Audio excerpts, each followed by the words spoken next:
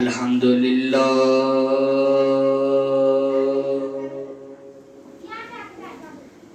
لله رب العالمين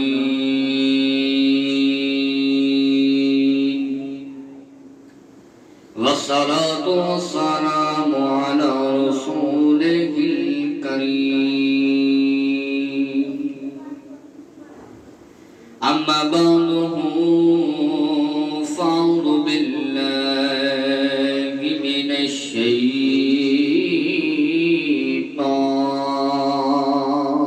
الشيطان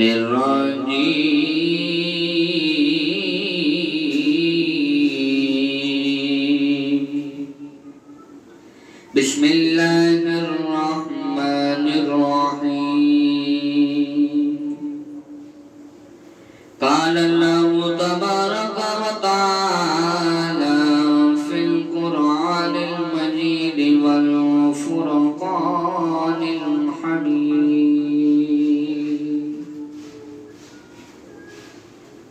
ألا إن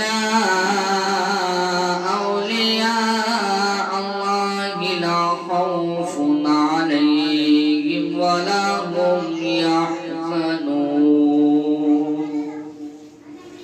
آمنت بالله صدق الله مولانا العظيم وصدق رسوله النبي الكريم العظيم ونحن على ذلك لمن الشاهدين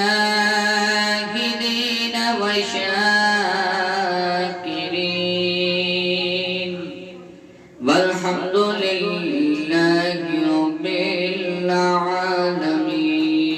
العالمين إن الله وملائكته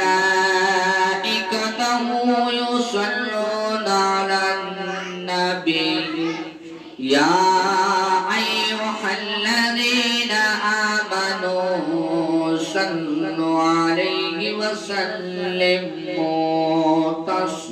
تسليما صلاة والسلام عليك يا سيدي يا رسول الله وعلى آلك وصحابك يا سيدي يا حبيب الله صلاة والسلام عليك يا سيدي يا خاتم النبيين وعلى آلك وصحابك يا سيدي يا رحمة للعالمين میرا بنے گے دولا شادی رجی ہوئی ہے میرا بنے گے دولا شادی رجی ہوئی ہے میرا بنے گے دولا میرا بنے گے دولا شادی رجی ہوئی ہے سرکار غوث اعظم نظر کرم ہدارا میرا خالق صبر دو میرا خالق صبر دو میں فقیر ہوں تمہارا میرا بنے گے دولا شادی رجی ہوئی ہے مولا علی کا صدقہ گنجے شکر کا صدقہ مولا علی کا صدقہ گنجے شکر کا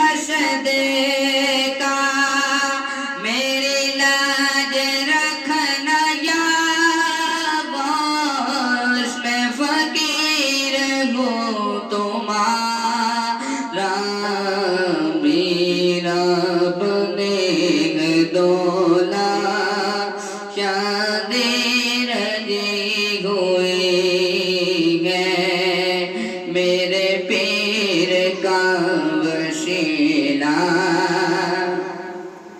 رہے شاد سب قبیلہ میرے غوث کا وسیلہ رہے شاد سب قبیلہ انہوں نے قدم بنانا مدنی مدینے والے میرا بنے ہیں دولا شادی رجی ہوئے ہیں۔ نہایت ہی واجب الاحترام معزز و محتشم سامعین و سامعات، میں نے آپ سب کے سامنے اللہ جل جلالہ وعم نوالہ وعظم البرہانہ وجل جلہ کی حمد اور ثنا اللہ رب العالمین کی لا ریب کتاب قرآن مجید فرقان حمید سے آیت مقدسہ کا تلاوت کرنے کا شرف حاصل کیا،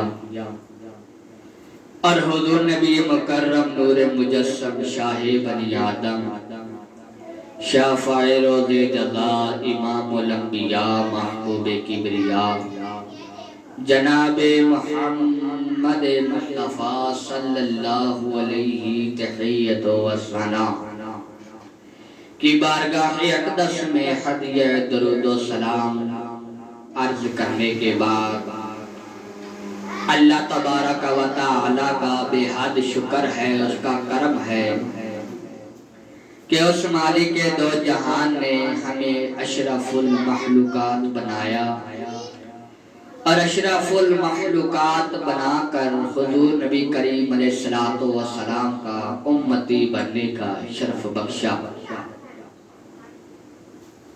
ہم پر رب کا بہت کرم ہے، بہت فضل ہے کہ اس مالک دو جہان نے ہمیں ماہ ربیع الثانی شریف کا مہینہ دیکھنا نصیب فرمایا۔ دعا ہے رب العالمین ہمیں اس کی رونقیں اور رحمتیں بھی دیکھنا نصیب فرمائے۔ سیدنا غوث اعظم رحمت اللہ تعالی علیہ اس مہینے کے اندر آپ کا عرس مبارک بغداد شریف میں منایا جاتا ہے۔ حضرت سیدنا عبد القادر جیلانی محبوب ربانی محبوب سبحانی المعروف 11ویں والے پیر رحمت اللہ تعالی علیہ، آپ کے والد گرامی حضرت سیدنا ابو صالح رحمت اللہ تعالی علیہ، آپ اپنی زندگی ایک درخت کے نیچے گزارا کرتے تھے۔ ایک درخت کے نیچے گزارا کرتے تھے کہ ایک دن ایسا آیا کہ ان کے پاس نہ ہی کھانے کو کچھ تھا اور نہ ہی پہننے کو کچھ تھا۔ اللہ اکبر۔ حضرت ابو صالح رحمت اللہ تعالی علیہ، آپ نے کیا فرمایا؟ آپ نے سوچا کہ میں رب کی بارگاہ میں روزے رکھتا ہوں اور روزے رکھ کر یہ زندگی گزارتا ہوں۔ حضرت سیدنا ابو صالح رحمت اللہ تعالی علیہ، آپ نے روزے رکھنا شروع کیے۔ آپ کے قریب ایک دریا تھا جس سے آپ پانی لیتے، روزہ رکھ لیتے، اسی پانی سے روزہ افطار کر لیتے۔ ایک دن اس دریا کے اندر ایک سیب آتا دکھائی دیا۔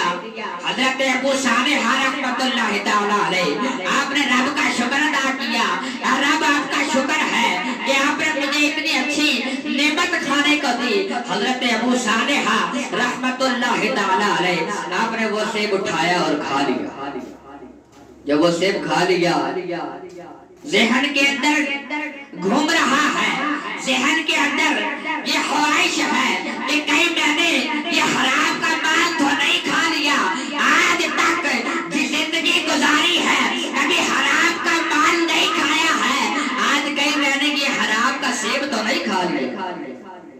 اللہ اکبر.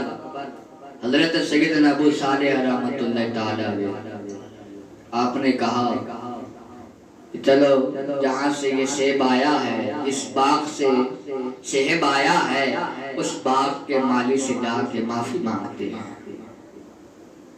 حضرت سیدنا ابو صالح رحمۃ اللہ تعالی علیہ اب دریا کے کنارے چلنے لگے، اور جب دریا کے کنارے پہنچے تو ایک درخت نظر آیا جس کے اوپر سیب لگے ہوئے ہیں.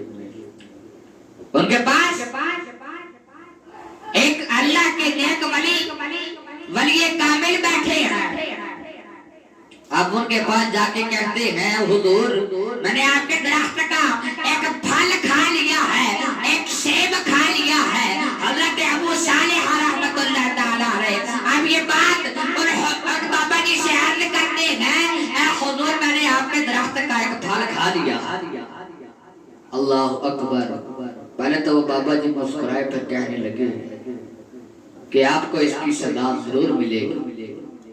حضرت ابو صالح رحمۃ اللہ تعالی علیہ آپ نے یہ الفاظ سنے اور کہا منظور ہے، جو سزا دینی ہے آپ دے دیں، مجھے منظور ہے. اور بابا جی نے فرمایا اے ابو صالح تیرے لیے سزا ہے کہ تم میرے باغ کی رکھوالی کرے گا اور سیب کو اتار کر بازار میں فروخت کر کے آئے. اللہ اکبر. حضرت ابو صالح رحمۃ اللہ تعالی علیہ آپ نے کہا ٹھیک ہے منظور ہے، آپ یہ باغ کی رکھوالی شروع کرتے ہیں. باغ کی رکھوالی کرتے کرتے سینکڑوں سال گزر جاتے ہیں. آپ پھر بابا جی سے عرض کرتے ہیں حضور میری یہ سزا مکمل کب ہوگی؟ آپ نے فرمایا سزا تو مکمل ہو گئی ہے لیکن ایک سزا رہ گئی. اللہ اکبر. حضرت ابو صالح رحمۃ اللہ تعالی علیہ آپ سے جب یہ فرمایا کہا کون سی سزا ہے جو رہ گئی؟ بابا جی نے عرض کیا ابو صالح تجھے میری بیٹی سے شادی کرنی پڑے گی، جو آنکھوں سے نبینا ہے، کانوں سے گنگی ہے، منہ سے بول نہیں سکتی ہے، پاؤں سے چل نہیں سکتی ہے. اللہ اکبر. حضرت ابو صالح رحمۃ اللہ تعالی علیہ آپ نے کہا منظور ہے. اگلے دن بابا جی نے اپنی بیٹی کا حضرت ابو صالح کا نکاح کر دیا. جب سیدنا ابو صالح رحمۃ اللہ تعالی علیہ آپ کا نکاح کیا ہے، آپ اپنے کمرے میں اپنی بیوی کے پاس گئے ہیں، جا کے دیکھا ہے یہاں پہ تو صحیح سلامت عورت بیٹھی ہے، اسے آنکھوں سے بھی نظر آتا ہے، ہاتھوں سے بھی، ہاتھ بھی صحیح ہے، صحیح سلامت ہے، کان بھی صحیح ہے، صحیح سلامت ہے. آپ ان بابا جی کے پاس گئے، عرض کیا حضور آپ نے تو فرمایا تھا وہ آنکھوں سے اندھی ہے، کانوں سے گنگی ہے اور منہ سے بول نہیں سکتی، پاؤں سے چل نہیں سکتی. حضرت ابو صالح رحمۃ اللہ تعالی علیہ آپ سے بابا جی نے عرض کیا اے ابو صالح آنکھوں سے اندھی اس لیے ہے کہ اس نے کبھی غیر محرم کو نہیں دیکھا، کانوں سے گنگی اس لیے ہے کبھی غیر محرم کو سنا نہیں، پاؤں سے لنگڑی اس لیے ہے کہ وہ کبھی غیر محرم کے پاس چل کر نہیں گئی، ہاتھوں سے صحیح سلامت اسی لیے ہے کہ اس نے کبھی غیر محرم کا ہاتھ نہیں پکڑا. جب یہ سنا اور آپ اپنی بیوی کے پاس گئے، جا کے ہنسی خوشی زندگی گزارنے لگے. جب کچھ وقت گزرا اللہ تبارک و تعالی نے اس نیک جوڑے کو ایک بیٹا عطا فرمایا جس کا نام سیدنا غوث اعظم حضرت سیدنا عبد القادر جیلانی ہے. حضرت سیدنا عبد القادر جیلانی رحمت اللہ تعالی علیہ آپ رب کے ایسے ولی ہیں جن کو رب نے 6 سال کی عمر میں کہہ دیا تھا کہ تو ولیوں کا بھی سردار ہے. 6 سال کی عمر رب نے عرض کیا کہ اے عبد القادر تو ولیوں کا بھی سردار ہے. ایسے ولی کامل ہیں جن کو رب نے 6 سال کی عمر بھی بتا دیا. 6 سال کی عمر بھی. ایک دن آپ بغداد شریف علم حاصل کرنے کے لیے جا رہے تھے. علم حاصل کرنے کے لیے جا رہے تھے کہ آپ کی والدہ نے آپ کو نصیحت کی بیٹا کبھی جھوٹ مت بولنا, ہمیشہ سچ بولنا. حضرت سیدنا عبد القادر جیلانی رحمۃ اللہ تعالی علیہ, آپ کی والدہ نے آپ سے کہا بیٹا کبھی جھوٹ مت بولنا, ہمیشہ سچ بولنا, اور میں نے تیری قمیص کی تہ میں 40 اشرفیاں سی ہوئی. آپ نے کہا والدہ کبھی جھوٹ نہیں بولنا, سچ بول.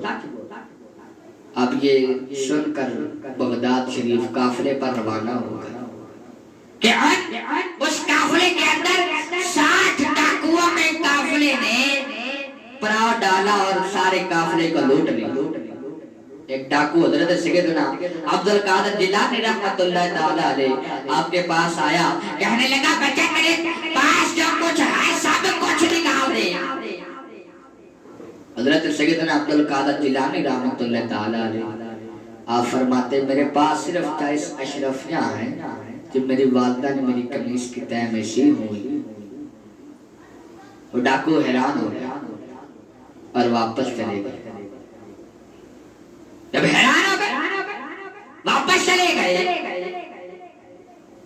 تو دوسرا ڈاکو آیا اور کہنے لگا اے بچے تیرے پاس جو کچھ ہے سب نکال دے.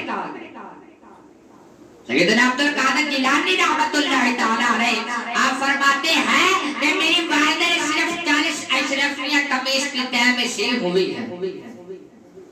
وہ ڈاکو اٹھا اور لے گیا اپنے سردار کے پاس عبد القادر جیلانی رحمۃ اللہ تعالی علیہ. سیدنا عبد القادر جیلانی رحمۃ اللہ تعالی علیہ آپ کو اپنے سردار کے پاس لے کے گیا. ڈاکو حضرت عبد القادر جیلانی رحمۃ اللہ تعالی علیہ کو اپنے سردار کے پاس لے کے گیا ہے اور کہا سردار سے پوچھے اس کے پاس کیا ہے. سردار نے پوچھا کہ عبد القادر تیرے پاس کیا ہے. عرض کیا کہ میرے پاس صرف 40 اشرفیاں ہیں جو میری والدہ نے میری قمیص کی تہ میں سی. اس ڈاکو کو یقین نہیں آیا. عرض کیا کہ بچے تیرے پاس کیا ہے جو کچھ ہے سب نکال دے. عبد القادر جیلانی نے پھر فرمایا میرے پاس صرف 40 اشرفیاں ہیں جو میری والدہ نے قمیص کی تہ میں سی ہوئی. پھر بھی یقین نہ آیا. پھر پوچھا اے بچے تیرے پاس کیا ہے. سیدنا عبد القادر جیلانی نے فرمایا میرے پاس صرف 40 اشرفیاں ہیں جو میری والدہ نے میری قمیص کی تہ میں سی ہوئی. اس ڈاکو کے سردار نے کہا کہ اے بچے آپ نے جھوٹ کیوں نہیں بولا. فرمایا میری والدہ نے نصیحت کی تھی بیٹا ہمیشہ سچ بولنا, جھوٹ مت بولنا, اسی لیے میں نے سچ بولا ہے. اس سچ کی برکت سے وہ کافر وہ ڈاکو ایماندار ہو گیا اور کہنے لگا اے عبد القادر مجھے بھی کلمہ پڑھا کر مسلمان کر. اس برکت کی وجہ سے ایماندار بھی ہو گئے, لوٹا ہوا مال قافلے کو واپس بھی کر دیا اور کلمہ پڑھ کر مسلمان بھی ہو. تو ہمیں بھی سچ کی صحبت اختیار کرنی چاہیے. اللہ تعالیٰ نے قرآن میں فرمایا ایمان والو اللہ سے ڈرو اور سچوں کے ساتھ ہو جاؤ. تو ہمیں صرف سچوں کی صحبت اختیار کرنی چاہیے. ایک دفعہ آپ کے بیٹے نے آپ سے عرض کیا اے ابا جان آپ کو آپ گوشت کیسے بنے. عرض کیا اے بیٹے بچپن کی حالت کے اندر تیری دادی نے مجھ سے نصیحت کی تھی کہ بیٹا ہمیشہ سچ بولنا, جھوٹ مت بولنا, صرف سچ بولا ہے ساری زندگی. ساری زندگی سچ بول کے گزاری ہے، ساری زندگی سچ اور حق بول کے گزاری ہے، اس کی وجہ سے رب نے مجھے غوث بنا دیا۔ تو اللہ رب العالمین سے دعا ہے، رب العالمین ہمیں اس پر عمل کرنے کی توفیق عطا فرمائے۔ سیدنا غوث اعظم رحمت اللہ تعالی علیہ آپ کے بتائے ہوئے رستے پر چلنے کی توفیق عطا فرمائے۔ وآخر دعوانا ان الحمدللہ رب العالمین۔